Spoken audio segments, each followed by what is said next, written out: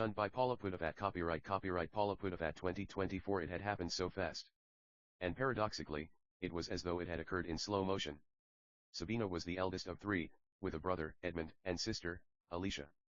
Their dad had gone off with some young girl, whilst their mother, Maureen, was heavily pregnant with Alicia. He had another family now, and family one were practically forgotten.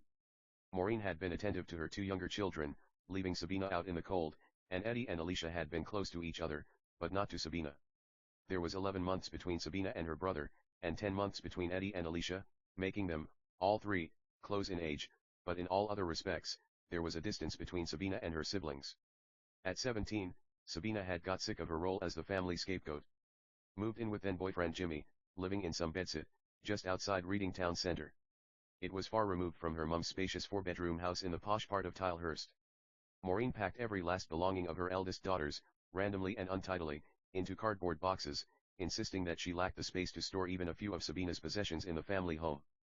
And Sabina was never made to feel welcome there again. Years later, when both Eddie and Alicia had moved out, Sabina discovered that her brother and sister retained their bedrooms, complete with many of their belongings, and that they were encouraged to stay at their childhood home, as and when they chose to. Eddie did not give his new address or any contact details to his elder sister, and Alicia gave an email address and her mobile number, but not her address, and not the landline number. When Eddie's girlfriend had a baby girl, the information was withheld from Sabina. She never had been able to find out what they had called her niece, or anything about the child, and it hurt, because Sabina had no way of comprehending any of it.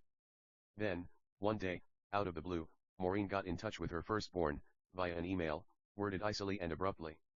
Her father had died, and she was expected to attend the funeral. Sabina did not attend the funeral. Her health did not allow it.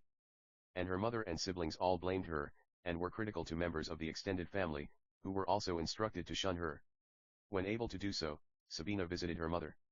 Her reception was hostile. "I need answers," said Sabina, joining her mother in the kitchen that was larger than her own entire studio flat. "What am I supposed to have done?" Predictably, a wall of stony silence was Maureen's response, as per usual. The kitchen knife caught Sabina's eye. Maureen was filling the kettle, routinely ignoring her daughter, but Sabina had had enough.